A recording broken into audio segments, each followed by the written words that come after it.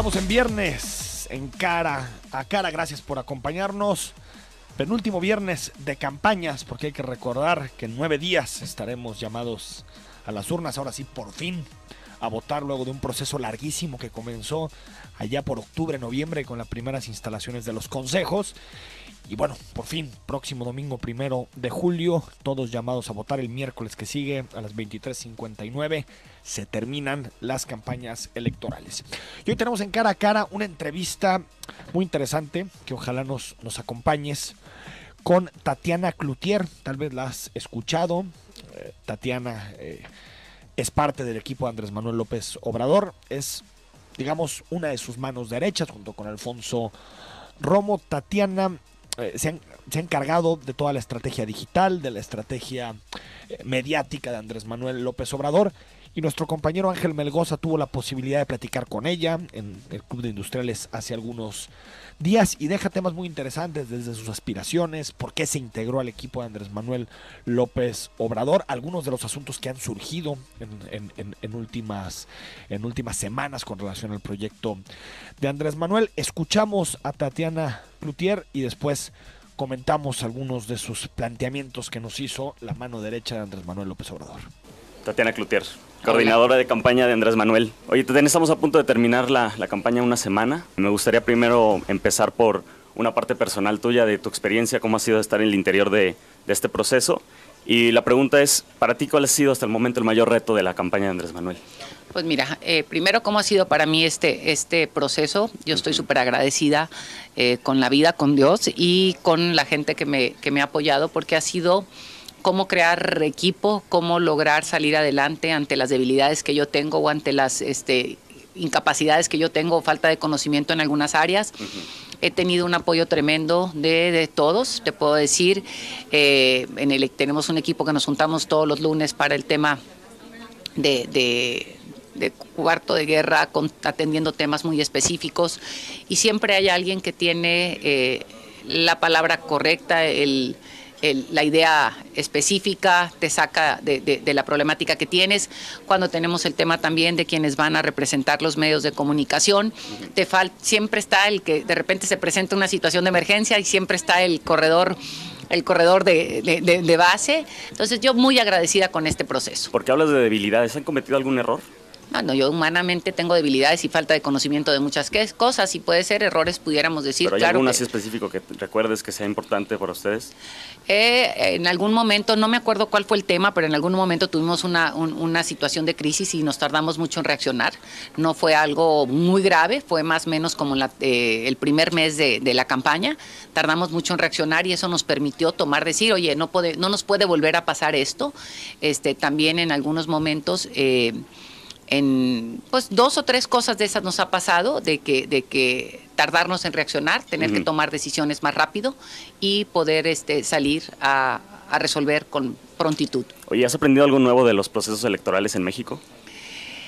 Sí, no sé, sí, y te diría una cosa, sí, no sé si eso sería ahorita como el tema a hablarlo. Creo que esto se va a quedar para después. Mucha reflexión. No, porque puede todavía tener repercusiones de otra índole.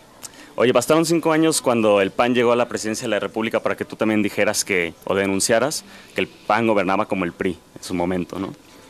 Antes había proyecto, dices en tu libro, democratizar a México, hacer ciudadanía y llegar al poder para servir. ¿Hoy Morena tiene proyecto? Claro que tiene proyecto, te digo, para mí esta es la parte más fácil que ha sido para mí, desde la responsabilidad que tengo, el poder darle voz a lo que está. Lo primero que Andrés hizo, antes que nada, fue crear proyecto. El proyecto se hizo a lo largo y a lo ancho del país, con participación de gente de la sociedad civil, gente de partido, especialistas, técnicos, empresarios, comerciantes, agricultores, campesinos, una gama de gente que participó en el mismo, y todo a partir del libro La Salida. Más o menos esto fue a mediados o principios del 2017, cuando Andrés Manuel hacía un llamado para que Alfonso Romo encabezara este equipo, de la mano de Esteban Moctezuma en la parte social, Claudia Sheinbaum en la parte de combate a corrupción, Adrián Rodríguez en la parte económica y Laura Esquivel en la parte cultura y educación. Y fue un trabajo continuo que se estuvo sacando de raíz, trabajando, arrastrando el lápiz, y el proyecto se fue consolidando, se presenta el 20 de noviembre hacia el interior de Morena, se aprueba, y luego durante la intercampaña se pone en una plataforma para que la gente siga opinando y siga enriqueciéndolo.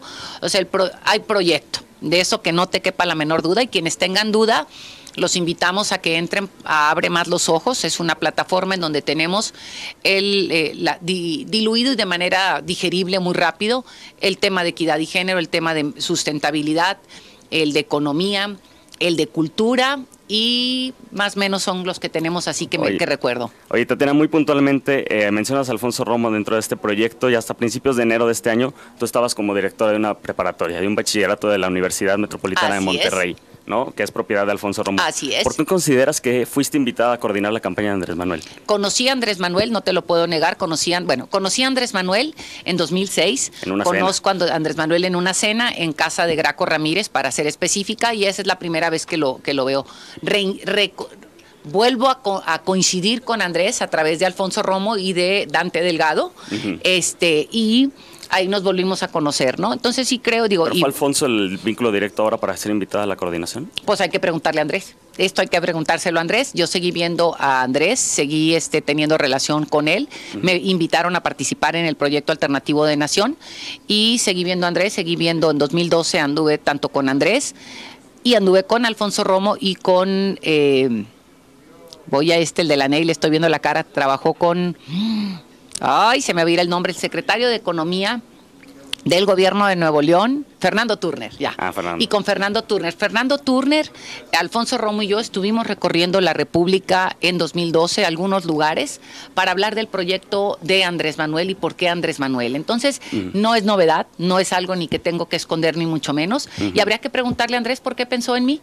Oye, Tatiana, estamos hablando de que estamos terminando la campaña y marcaste un ritmo, y también tuviste como posturas flexibles que hicieron mover el acartonamiento tradicional que veíamos en los candidatos. No sé cómo lo ves así. ¿A qué le atribuyes ese dinamismo que tienes o que tuviste dentro de las redes de esto de movimiento? A un equipo, ¿sí? No, otra vez vuelvo a lo mismo. El equipo es lo que hace la fuerza de todo, y en esto puedo decirlo, Andrés Manuel tiene equipo. Andrés Manuel ha sido el único que se ha animado a decir, con este equipo yo trabajaría, con este equipo lo haríamos, y tenemos así un equipo.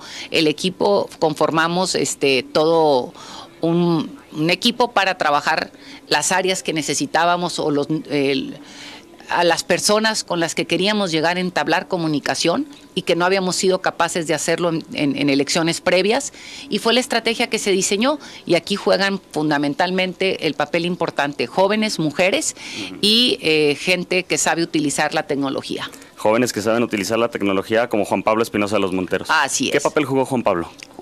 No jugó, juega. Sí, juega.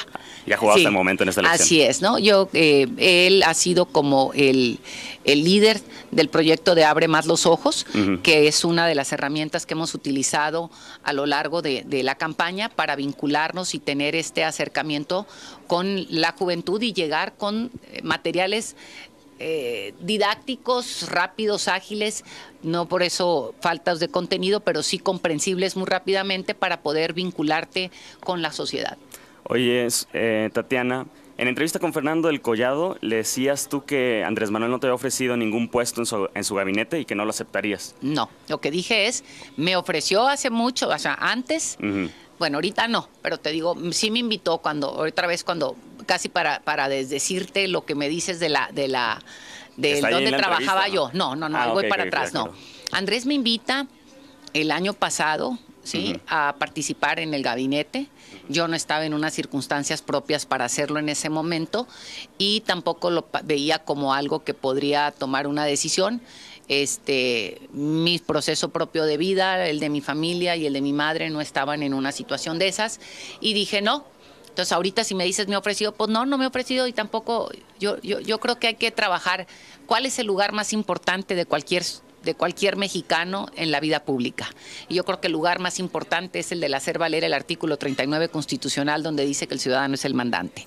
Si entendemos ese puesto como el más importante, haremos que no importa quién haga las cosas que queremos que hagan, porque nosotros somos el que contratamos al funcionario público. Ahorita pero estás en la lista de candidatos plurinominales al Congreso. Así es, por la primera circunscripción, por Sinaloa. Jalisco, Nuevo León. Sí, porque soy originaria de Sinaloa, sí. Así es, y ahí estamos, y eso no significa más que ahí estamos.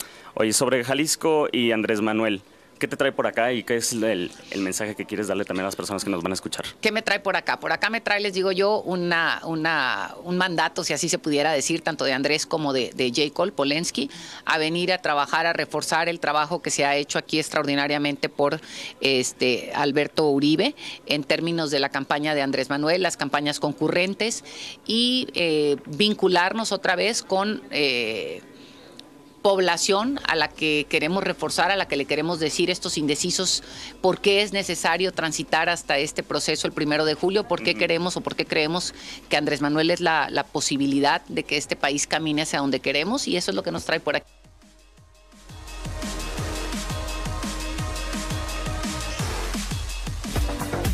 Estamos un paso adelante en la información, en la música y en el reporte vial. Mándanos un WhatsApp al 3318 8076 41. Zona 3, un paso adelante en el 91.5 FM. Ese sonido es de las monedas que juntarás para comprar el regalo de papá si aprovechas el verano ahorrador de OXXO. Lleva papel higiénico Delce 2 por 22 pesos. Además, detergente Opti en Sueño 3 por 30 pesos. Tenemos los básicos de tu hogar. OXXO, a la vuelta de tu vida. Válido del 14 al 24 de junio. Consulta productos participantes en tienda. ¿Cuándo fue la última vez que platicaste con tus hijos? ¿Que los abrazaste? ¿O les dijiste que los quieres? Tener una buena comunicación une a la familia y los aleja de las adicciones. En Jalisco, más de la mitad de los consumidores inició entre los 10 y los 14 años. Piénsalo, mientras tú estás más cerca, las drogas están más lejos. Más información y orientación al 01800-536-9444. Secretaría de Salud Jalisco. Consejo Estatal contra las Adicciones.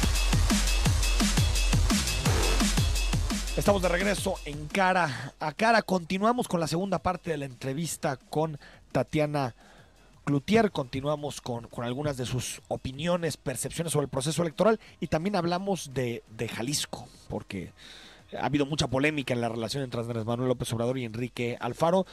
Tatiana Cloutier dice no estar a favor de algunas de las posiciones que Andrés Manuel ha expresado en Jalisco. Vamos a escucharla. Porque le han dado muchísima relevancia, han visitado muchas veces Jalisco. Jalisco es un estado clave. Tenemos También varios estados claves, y te digo, donde los estados donde hay elecciones para las gobernaturas es una, pero también estados donde históricamente la gente ha entendido para qué sirve el voto. Cuando la gente ha entendido para qué sirve el voto, y ustedes aquí son un ejemplo importantísimo de esto, es donde quiere decir que la gente sabe razonar el voto, que la gente sabe para qué lo usa y lo pone y lo quita, y por eso pensamos que ahí es donde tenemos posibilidades de incidir en que la gente diga es por aquí. Oye, también Andrés Manuel se ha referido al candidato puntero en las encuestas de Jalisco, Enrique Alfaro, como un farsante, un amigo de Carlos Salinas, un traidorzuelo. Yo no opino ni refuerzo ni no las cosas. Yo tengo una opinión distinta de Alfaro. ¿Y de Andrés Manuel? Andrés Manuel, pues si no estaría. Andrés Manuel? No, digo, tengo una opinión distinta, sí, sobre Alfaro. O sea, ¿cuál es tu opinión sobre Alfaro? Yo creo que, todavía recuerdo, ahí es con la intención con la que yo me quedo, todavía recuerdo hace 6 años, estuvimos aquí en un cierre de campaña con él, vi a un hombre dinámico, vi a un hombre fresco que hacía su campaña, y ahí me quedo, ¿verdad? Un hombre fresco.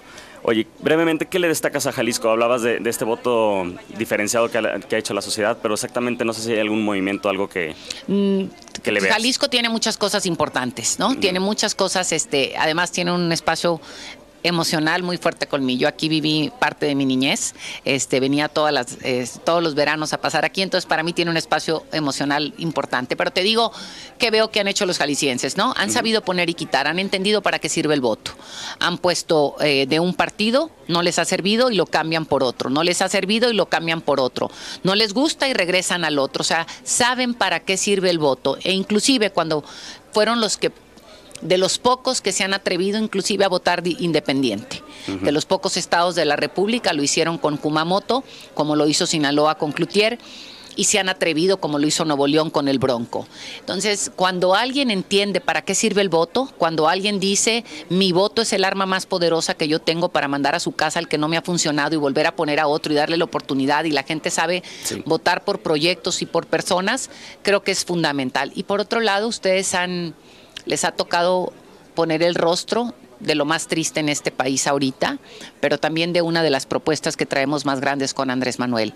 Les ha tocado poner la vida de jóvenes, les ha tocado poner esta parte de lo que no nos gusta en este país, así como nos tocó hace años en Nuevo León. Perdimos a 2 jóvenes en el Tecnológico de Monterrey, los valió el ejército diciendo que se confundió, y ustedes acaban de poner la vida de 3 jóvenes que de la manera más inhumana, cualquier muerte es difícil, una matanza es inhumana, pero la manera en que desaparecieron a estos 3 jóvenes es todavía peor. Entonces creo que les ha tocado poner esto de lo que no queremos que siga pasando en México, y la invitación, y por eso creo que Andrés Manuel es la gran propuesta, pasar de la guerra a la paz. Oye, Tatiana, hablas de tragedias, ¿no? Estas tragedias importantes para nosotros, para el país también. Mandar a hacer una mascada con los rostros de los 43 estudiantes desaparecidos de Ayotzinapa con una diseñadora de modas, ¿eso no politizar una tragedia? Hay que verlo de 2 maneras, y lo puedes ver, o sea, los artistas, y lo voy a poner de esta manera, los artistas normalmente en un cuadro, en una expresión, ponen lo que es, y te voy a ir para no meterme en este tema. Una senadora mandando a hacer con una diseñadora de modas. Ahí voy. En Nuevo León, hace muchos años, Socorro Martínez, una gran pintora, hizo un cuadro que representaba la violación a los derechos humanos, en un cuadro que luego se rifó para sacar fondos. O sea, hay que entender qué hace el artista. El artista, y yo no lo sé, aquí hay que preguntarse, el artista expresa y pinta, dibuja, expone los sentimientos más, lo que le representa a él algo. Entonces puedes verlo de 2 maneras. Si lo queremos ver de la manera negativa, dices, comercializó con esto a la chingada, ¿no? Si dices no, si dices hay que darle el sentido positivo, yo diría cada vez que me pongo esto, es el recordatorio de lo que no quiero que pase en el país. Y uno decide qué significado le da. Ese sería el significado que tú le verías. Yo, en la vida, he aprendido a darle a las cosas el significado que suma y no el que resta. Y ese es mi compromiso de vida. Tatiana, ¿cuál es tu opinión sobre el caso en general de Laida Sansores? Creo que el Senado de la República tiene mucho que transitar, a cerrar la puerta a cosas donde están inapropiadas, y creo que esta parte, porque lo viví cuando yo estuve... Inapropiado. Hay una laguna en el Senado, y te digo dos puntos ahí en lo del Senado. Hay 2, fíjate, hacemos la pregunta en el lugar incorrecto, y decir ¿qué onda con el Senado? Que sigue habiendo esta discrecionalidad abierta y no se ha regulado un monto de recursos que debería de estar regulado. Si está indexado al salario, deberían de pagar impuestos por él. Todos los senadores, no nomás Laida, ¿no? Por otro lado, si no está indexado, no debería de existir esa partida, ¿no? Entonces creo que hay una discrecionalidad que no debería de existir, que el Senado tiene mucho trabajo que hacer, que debemos de cambiar, que estas son las formas con las que no estamos de acuerdo como sociedad, y son las cosas que cansan a la sociedad, y que la sociedad dice no a este tipo de privilegios, y que estos privilegios se tienen que acabar. Entonces... Cansa, y hubiera sido un buen momento también para que Andrés Manuel saliera y dijera una forma contundente que esto no va a seguir pasando, que eso no es apropiado. Pero a ver, vamos viendo aquí, es que son 2 cosas. El Congreso, yo aquí sí puedo decirte que esta ha sido algo, y si lo ves en mi libro, yo lo puse. En el Congreso, yo desde que estuve de diputada dije, no podemos seguir teniendo en el Congreso el servicio de peinado, ¿cómo se llama? De salón de belleza, ¿no? No podemos tener todos los privilegios que se tienen en el Congreso, porque la sociedad no tiene, es como decía Andrés, no puede haber un gobierno rico con un pueblo pobre. Entonces, el Congreso, y lástima, porque el Congreso se autorregula a sí mismo, para bien o para mal. Entonces, aquí es quiénes van a ser los senadores y quiénes vamos a hacer como sociedad para exigirle a esos senadores que se acabe esa discrecionalidad que existe, que los sueldos se indexen y que paguen impuestos, porque me regreso a lo que yo planteaba cuando fui diputada. En aquellos entonces había, si no me recuerdo, 25,000 pesos que decían asistencia legislativa, y que no la querían indexar al salario como tal, porque entonces pagarías impuestos, y decían que bajaría tu sueldo. El sueldo no baja, lo que te hace es que pagas impuestos de acuerdo al ingreso que recibes. pero los congresistas tienen que cambiar eso. Entonces voy al punto. Sí. ¿Quién voy a ser yo como ciudadano para exigir que los diputados y los senadores cambien eso en el Senado y en el Congreso, porque ellos votan por sí mismos, o sea, por sus propias reglas? Se ponen las mismas reglas ellos. Así Oye, es. Tatiana, ya nada más para ir cerrando. En 2012 López Obrador invitó a tu hermano Manuel a ser el zar anticorrupción, ¿no? Ahora Irma Heréndira Sandoval, que sería, si gana Andrés Manuel la presidencia, la secretaria de la Función Pública. Son dos puestos totalmente distintos, ¿eh? Pero es una también adalid anticorrupción. Sí, pero no es lo mismo. Es la parte de la función pública, es la parte como contralora. Bueno, vamos Sí. con Irma. Ella dice en un tuit: mi solidaridad y apoyo con nuestra senadora y próxima alcaldesa en Álvaro Obregón. Y mi pregunta es, ¿así se va a combatir el uso indebido de los recursos públicos? Yo te digo, y lo puedo comentar aquí, le dije yo que no era apropiado que ella hiciera ese comentario, que no le tocaba, y cada quien, ¿sí? Yo te digo, y también, otra cosa más importante, ¿sí? No podemos darle a Andrés Manuel ni el trato ni nada ahorita o sea, lo estamos juzgando ya como presidente, no es presidente aún. Será esto a lo mejor el 1 de julio, así lo veo y así lo creo, pero le exigimos cuentas como que fuera ya presidente y que fueran ellos funcionarios en funciones, vaya la redundancia, y no es así. Sí, yo creo que no son No cuentas, más más bien es algo así que es. se esperaría de un candidato como él, ¿no? Que ha sido como el que representa la antítesis. Sí, pero vuelvo a lo mismo, ¿no? Sí, pero y no le demos el tratamiento, nomás es para que, ¿sí? Oye, Tatiana, ¿será la de 2018 una segunda transición política? Yo espero que así sea. Yo así espero, que es la transformación de la que nos habla Andrés Manuel. Yo creo que el país vivió en un primer momento con la llegada de Vicente Fox, el sacar al PRI de Los Pinos, y recuerdo mucho Javier Corral le hizo una pregunta un día a Fox y le dijo: usted se comprometió a sacar al PRI de Los Pinos, quiero preguntarle qué avance lleva, ¿no? Y se enojaron, ¿verdad? Entonces creo que ese avance no se dio. Porque sacar al PRI de Los Pinos quiere decir cambiar muchas cuestiones que no se cambiaron y que Vicente no se atrevió. Tuvimos avances, claro que tenemos avances en muchas cosas, pero Vicente no se atrevió a tocar el sistema como tal, y tan es así que anda ahora haciendo una cantidad de bruterías donde ya pone que votes por el PRIAN, dice que votes por Pepe Anaya. Andrés Manuel va a tocar el sistema. Debe de, si no, no entraríamos en la cuarta transformación de la que nos está invitando a transitar. ¿En dónde debe residir la esperanza de los mexicanos? En uno mismo, ¿sí? Tatiana Cloutier, muchísimas gracias. Al contrario.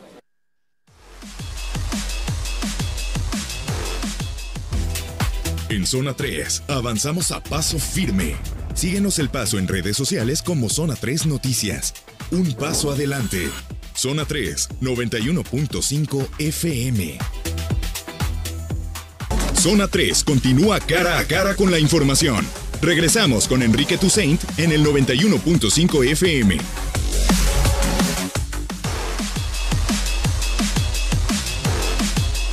Estamos en cara a cara. Muchas gracias por acompañarnos, y sabemos que en los procesos electorales, pues no solo los partidos políticos, no solamente los candidatos tienen relevancia pública, sino también cómo las organizaciones sociales tienen capacidad para colocar temas que a veces los candidatos no quieren tocar en el centro del debate público. Y hoy nos acompaña Héctor Castañón de Tómala, precisamente para hablar de nuestras miradas 2018, agendas desde la sociedad civil. Héctor, ¿cómo estás? Bien, gracias, Enrique, muchas gracias por el espacio. Oye, ¿qué documento? Nuestras miradas 2018, realmente muy puntual, pero no deja de ser interesante el diagnóstico y algunas de las propuestas que hacen. ¿Cómo se elaboró este documento? Claro, mira, uno de los objetivos es justamente avanzar en lo concreto, porque en el discurso general encontramos muchas coincidencias, ¿no? Pero lo que implica aterrizar ese discurso es lo que muchas veces cuesta trabajo, porque trastoca el status quo, trastoca el estado actual de las cosas, que pues está fijado ahí por distintos intereses, ¿no? Entonces sabemos eso y sabemos que tenemos que avanzar del discurso a los objetivos, a las metas, a los indicadores, ¿no? Entonces es un primer saque de lo que tendría que ser un proceso mucho más largo de cara a la transición y a la definición de planes estatales, planes municipales, políticas, agendas legislativas, etcétera, ¿no? Se construye del diálogo de organizaciones, académicos, ciudadanía interesada en distintas líneas. Son 12 temas los que abarca este documento de agendas, y cada tema viene de una comunidad de interés, de una comunidad que está metida durante mucho tiempo, ha estado metido durante mucho tiempo de organizaciones en ciertos temas. Entonces, pues no es una improvisación, sino hay, digamos, sustentos, evidencias, inquietudes muy claras, ¿no? Que se han integrado en un solo documento, porque sabemos que el respaldo que se den entre organizaciones, aunque sean de diferente tema, es importante, ¿no? Entonces, muchas veces nos dicen, pues pónganse de acuerdo. Pues aquí es un muy buen ejercicio de ponernos de acuerdo. Ciertamente no es la única perspectiva, por eso lo llamamos nuestras miradas. Así lo vemos desde acá, así vemos las prioridades desde acá. Sí, pero es una mirada muy rural. Así es, son más de 100 organizaciones que... Pero aquí está desde organizaciones rupturistas, podríamos decir, con agendas maximalistas hasta empresariales, es decir, es bastante extenso el abanico. Así es, ¿no? Digamos, la conciencia de que es necesaria una transformación profunda está en los distintos sectores. Digamos, el estado actual de cosas que no están funcionando afecta en muchas dimensiones de la vida, y ahí es donde encontramos las coincidencias, ¿no? Hay estructuras que tendríamos que cambiar, o sea, no solamente trabajar en los efectos, sino también en las cuestiones estructurales, y sabemos que cuesta trabajo. En la presentación de este ejercicio, Nuestras Miradas, el doctor Luis F. Aguilar decía: tenemos que estar conscientes de la insuficiencia del gobierno. Hablamos mucho de la ineficiencia, pero el hecho de hablar de la insuficiencia del gobierno nos implica también, ¿no?, a distintos sectores a trabajar en la construcción, porque si lo dejamos todo al gobierno no va a ser posible. A ver, sí me parece que hay algunas, digamos, algunas tendencias que tienen que ver con la forma en que asumen los debates públicos. Por ejemplo, seguridad, fortalecimiento institucional en seguridad y justicia, promoción de la denuncia, organización comunitaria para la resiliencia, prevención como política de Estado con participación ciudadana, acceso a la justicia en un marco de violencias estructurales, prevención selectiva y prevención indicada, información y transparencia para la prevención basada en la evidencia. Me parece que el eje conductor es prevención. Así es. Y apostar por un modelo que trascienda lo policíaco. En términos generales, ¿no? Así es. Si hoy tenemos esquemas de prevención, digamos, muy, muy vulnerables, no sabemos qué va a pasar con el PRONAPRED, ¿no? Este programa que desde Gobernación se canceló. Y el PRONAPRED ha estado muy ligado a las estructuras de seguridad pública, ¿no? Y lo que tenemos conciencia es que lo policíaco entra cuando todo lo demás ha dejado de funcionar. Totalmente. ¿No? Cuando no hay política educativa, política económica, política laboral, colapsan muchas estructuras, es cuando se recurre a medidas extremas desde la sociedad, desde quien padecen ciertas carencias, etcétera. Cuando ven un estado de excepción, digamos, condiciones propicias para delinquir sin ninguna repercusión. Entonces, fallan todos los aparatos y se pretende controlar solo desde la policía. En concreto, lo que quiere decir es que la política de prevención debe salir de la esfera de la policía y convertirse en una política de Estado, ¿no? ¿Cómo vigilamos que funcionen distintas políticas públicas de contención para que, a final de cuentas, las excepciones o los márgenes sean los que requieren de una estrategia, digamos, policíaca, pues, ¿no? Supongo que también de las organizaciones que trabajaron este eje debe haber cierta frustración porque, bueno, más allá de que a nivel estatal creo que se ha debatido más la fiscalía, la autonomía, el sistema anticorrupción, tal. A nivel municipal a mí me ha tocado entrevistar casi a todos los candidatos a las presidencias municipales y es el modelo clásico. Así es. Un poquito más de patrullas, un poquito más de policía, tecnologías, cámaras, y tan. Y se entiende la prevención como patrullaje. Exacto. ¿No? Quizá o voy a dar una bequita o no, o iluminación, sí, servicio. Así es, pero mientras esté reducido a la esfera de lo policíaco, la Secretaría de Seguridad Pública, de las comisarías, va a ser una estrategia marginal, ¿no? Entonces, esta idea de los gabinetes de prevención son importantes porque permiten focalizar el trabajo en zonas de mayor conflicto, de mayores carencias, de mayor vacío en temas de legalidad, de Estado de Derecho, de presencia institucional, ¿no? Entonces, en muchos sentidos. Ese es un tema y esto se deriva de un trabajo conjunto que se ha hecho desde Jalisco, Juntos para la Prevención de la Violencia, en donde participan muchas organizaciones de la sociedad civil que trabajan en el territorio, que entienden cómo las comunidades saben cómo cuidarse, cómo las comunidades generan información clave, cómo vemos muchos casos en donde las madres son las que defienden a sus jóvenes de la policía. Totalmente. Porque lo que quieren es otra cosa, ¿no? Otra fórmula de atención a las juventudes y no solamente que se los lleven detenidos.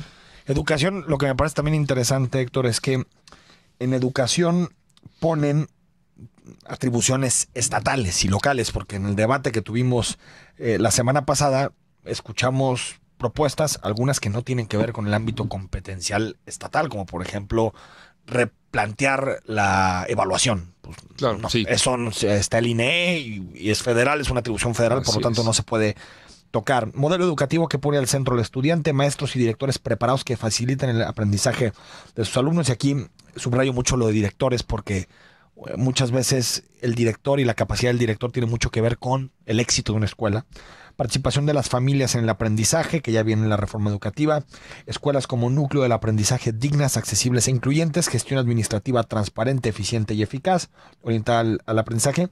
Y algo que tuvimos en muchos debates en estos últimos días, sistema de indicadores educativos. Siempre Claro. hay los indicadores de sociedad civil y los indicadores de gobierno y parece que no se hablan los unos a los otros, ¿no? Así es, mucho tiene que ver con planear desde la evidencia y entender desde el nivel local, no en los promedios, qué está pasando en distintas comunidades.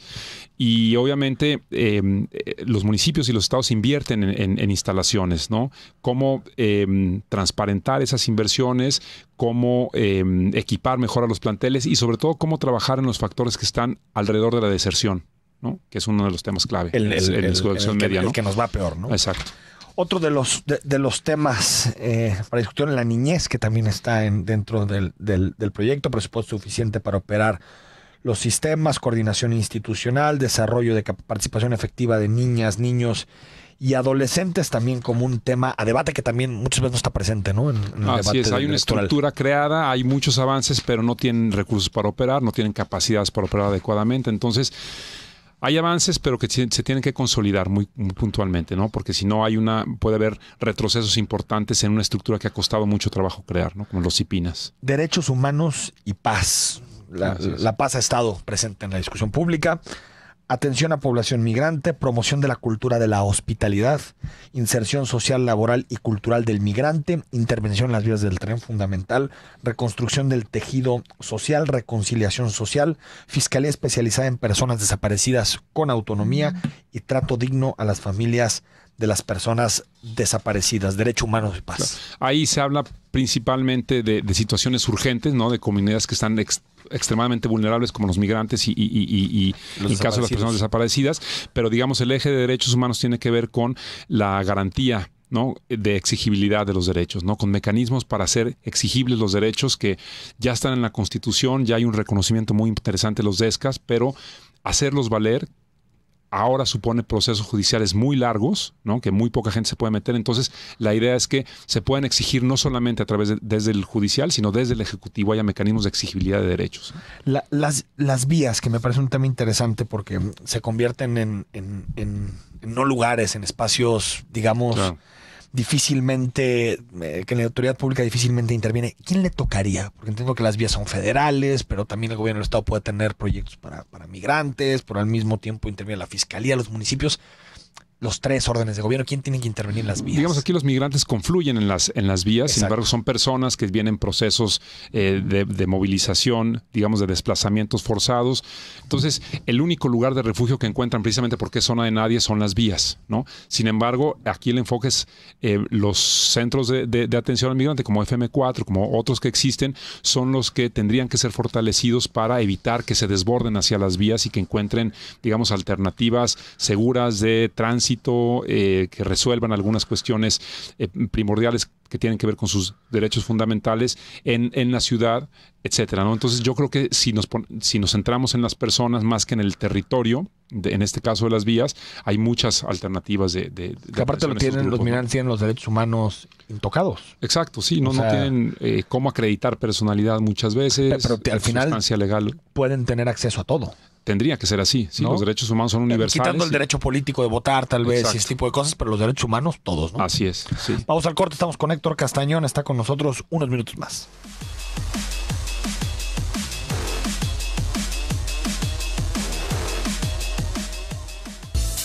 La música evoluciona, la noticia se vuelve historia. Estamos de vuelta en Cara a Cara, platicando con Héctor Castañón, integrante de Tómala. Ha estado con nosotros en otras ocasiones hablando sobre nuestras miradas 2018, agendas desde la sociedad civil. Está en internet, ¿no? Si alguien la quiere consultar. Así es. En la página de Tómala, diagonal 2018, está el informe y la agenda. Y la verdad es que a mí me parece un documento muy interesante, muy, muy completo. Y lo que se hace más interesante es que tantas organizaciones se pudieran poner de acuerdo en esto. Eso me parece todavía más interesante que todo, porque son organizaciones que por más que todas vienen de sociedad civil, tienen ideologías distintas, entienden la sociedad de forma distinta, y que se pongan de acuerdo en un plan de estas características nos habla de que hay espacios para el consenso en estos temas, ¿no? Yo creo que sí, así es. Héctor, en el caso de igualdad sustantiva, que aparte parece que va a haber una Secretaría de Igualdad Sustantiva en la siguiente administración en caso de que gane Enrique Alfaro, dice garantizar la paridad de género en el nombramiento del gabinete. Claro. Es decir, que al menos haya la mitad de mujeres. Así es. Sí, eso, pues bueno, estamos viendo candidaturas que así lo están planteando. Creemos que hay condiciones para hacerlo. Cada vez habrá más. Digamos que muchas veces ha estado condicionado por el tema de escolarización, que es una barrera que ya se ha estado superando. O de experiencia, ¿no? También de experiencia. Porque decían es que quien ha estado en el sector público son los hombres y así por lo tanto son los que van a estar en el gabinete, ¿no? Claro.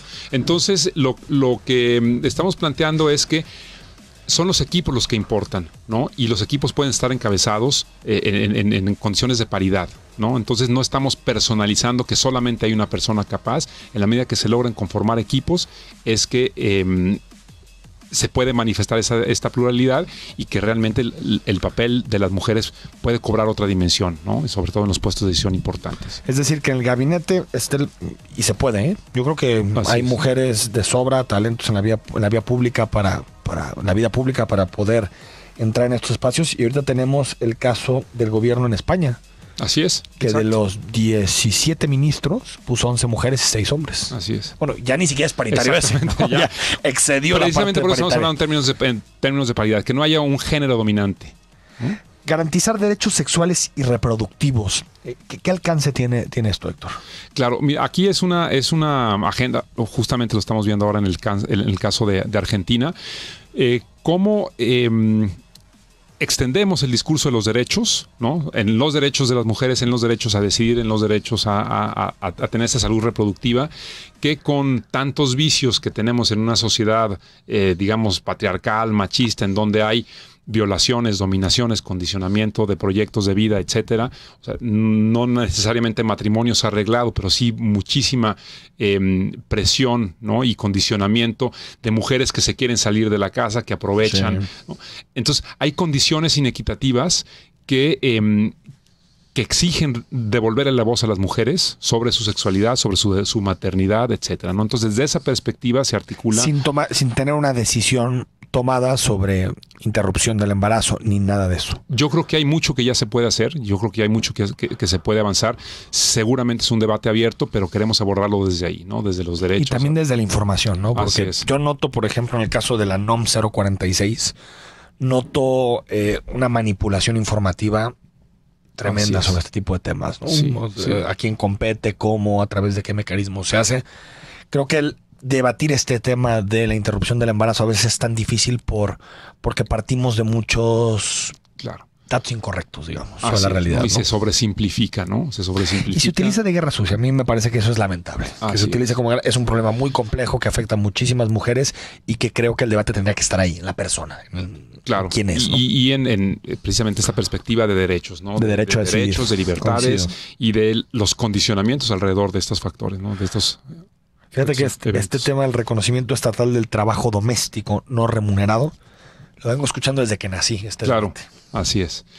Sigue siendo muy complicado, aunque hay vías ya para asegurar a las empleadas y empleados del trabajo doméstico. Sigue siendo el esquema muy complicado ante el SAT, ante el seguro. Entonces yo creo que sí en el Estado se pueden facilitar mucho este acceso a lo que ya está disponible, a lo que ya es posible. Es que se puede hacer, es muy complicado. Se puede hacer. Sí, lo que no hay es muchos incentivos para hacerlo. Es el problema ni de la parte que contrata, ni de la parte que otorga sus servicios. ¿Por qué? Claro. Por el dinero líquido, no fiscalizable, por que tal vez nadie le da tanto peso al seguro social para poder acceder a un trabajo. Pero creo que también tiene que ver ahí con responsabilidad ciudadana. Definitivamente. Con decirle, oye, te conviene, es mejor, te voy a mantener tu sueldo, pero aparte creo que te puede ayudar a tener algunas aportaciones al seguro social. Creo que ahí sí la responsabilidad de los ciudadanos es muy importante. Toca muchas dimensiones. Visibilizarlo. Toca muchas dimensiones y precisamente es un tema que a la hora de simplificarlo nos puede llevar a otros planos de registro patronal de personas que no necesariamente tienen una empresa. En fin, yo creo que puede tener muchos beneficios. Movilidad sustentable y democrática. ¿Qué significa este apellido democrático al lado de movilidad? Bueno, que no solamente, digamos, la sustentabilidad puede decirse que viene del cambio de unidades sin trastocar el esquema de negocio, el esquema de concesiones. Lo democrático tiene que ver con la participación de los usuarios en la definición, en la calificación, etcétera, ¿no? Entonces, es más que tanta más allá que no contaminante, más allá de masivo, colectivo, es también que exista posibilidad de participación de los usuarios en la calidad del transporte. Hay una agenda muy ambiciosa en materia de pobreza y desigualdad. Alguna tiene que ver con atribuciones estatales e incluso municipales. Creo que la mayoría tiene que ver con asuntos federales, por ejemplo, salario suficiente sobre línea de bienestar, que es un debate sobre el salario mínimo sobre todo. Claro. No sé. Aquí, como decías, tiene que ver con mucha responsabilidad, ¿no? O sea, los empresarios de Jalisco pueden comprometerse a pagar al menos sobre la línea de pobreza. Eso nadie los limita para hacerlo, ¿no? Y el tipo de empresas que se atraen, o sea, la apuesta de fomento, ¿no? de captación de inversiones, tendría que ver con buscar sectores que no necesariamente dependan del sueldo barato, ¿no? Entonces yo creo que sí. Modificando el modelo de contratación. ¿no? Exacto. Digamos, o sea, ser competitivos no porque bajamos sueldos. Que tiene que ver con el modelo económico. Totalmente. Exactamente, ¿no? En un estado donde tienes tantas universidades, donde tienes tanta capacidad, puedes apostar por otros sectores que no dependan de un sueldo bajo, ¿no? Cuando dicen justicia fiscal, ¿tiene que ver con los impuestos locales, hacer un planteamiento Tiene nacional? que ver con los impuestos locales y la progresividad de los impuestos locales. Uno de ellos es el predial, no está tan claramente establecido como algo progresivo, y tiene también que ver con casos como la tenencia, ¿no? O sea, los impactos de los propietarios de automóviles tendrían que compensar de alguna manera los otros modos de movilidad, ¿no? Las cuestiones del ramo 23, etcétera. Hay mucho que se puede hacer para también igual aumentar la autonomía política y fiscal de los ayuntamientos, ¿no? y del Estado, para ser menos dependiente de la federación, ¿no? Como pasa en España, es un debate importante del movimiento municipalista, ¿no? Seguridad social universal, que también creo que sí tiene más que ver con la federación. Así es, pero también tiene que ver aquí con cómo reducimos la enorme dispersión de programas sociales que también tenemos acá en Jalisco, ¿no? Cómo repensamos la fórmula para permitir una mejor focalización, una menor dispersión y quizá se acerque. Que te puedas atender en distintos hospitales públicos, ¿no? Exacto, sí, entonces... La portabilidad famosa. Claro, con ese objetivo yo creo que podemos avanzar mucho en... Y bueno, y creo que ahí que es un debate nacional pero muy importante, que es que no... digamos que la seguridad social no dependa de tu estatus laboral, sino que sea un derecho desde que naces. Exacto. Tienes el derecho a la atención de salud, a la educación, al resto. Guarderías, sin importar si en ese momento estás desempleado o en otro momento estás trabajando, que ahorita está muy atado, los derechos sociales están muy atados al trabajo. Exactamente, ¿no? Sí. Héctor Castañón, generar información a nivel comunitario para la toma de decisiones de pobreza, eso es fundamental. No tenemos microdatos, colonias, de pronto es difícil encontrarlos, ¿no? Dependemos de los datos de Coneval cada 2 años, de promedios. O cada 6 en municipios. O en INEGI, ¿no? Seguimos trabajando con datos censales del 2010, hoy en 2018, entonces...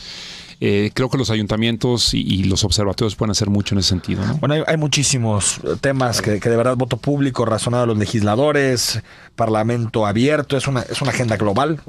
El tema que te interese, sea educación, políticas públicas, realmente está atendida, la escuela, la salud, el sistema anticorrupción a través del Observatorio Permanente del Sistema. Es decir, me parece que sí, que es una agenda muy completa que ojalá los candidatos lo firmen. ¿Cuál es la convocatoria, Héctor, en términos de los candidatos a la gobernatura o candidatos a presidentes municipales? Mira, queremos una constancia de recibido y lo que buscaremos es su posicionamiento en estos temas, ¿no? Si bien no es que suscriban todos ellos, pero que sí se posicionen con respecto a ellos qué van a hacer en ese tema, ¿no? Entonces lo que viene a continuación, y lo que queremos es que esos compromisos se vean reflejados en los ejercicios de planeación del desarrollo estatal, municipal, metropolitano, etcétera, y que pasen a presupuestos y que pasen a los mecanismos de monitoreo y evaluación. Esta es la primera parte. Así es. La segunda parte ya van a ser indicadores concretos. ¿Cómo medir estos ejes? Así es. La segunda parte tiene que ver ya con sentarnos en el espacio, en el periodo de transición, para acordar cuáles son los indicadores en donde vamos a estar. ¿Cómo quieres que te mida o cómo medir tu compromiso con este programa en particular? Así es, y para este caso, ejercicios como el de Jalisco, cómo vamos, de que has hecho alcalde, que has hecho gobernador, ya son un antecedente muy importante que podríamos llevar a un siguiente nivel. Raspones, enfrentamientos, pero me parece que lo que avanzamos en este trienio no es para echar a la basura. Así es. Héctor Castañón, gracias. Al contrario, muchas gracias. Hasta aquí el programa de hoy. El próximo lunes retomamos las entrevistas con los candidatos a la gubernatura en la última semana de elecciones. Soy Enrique Tucen y hasta el próximo lunes a las 9.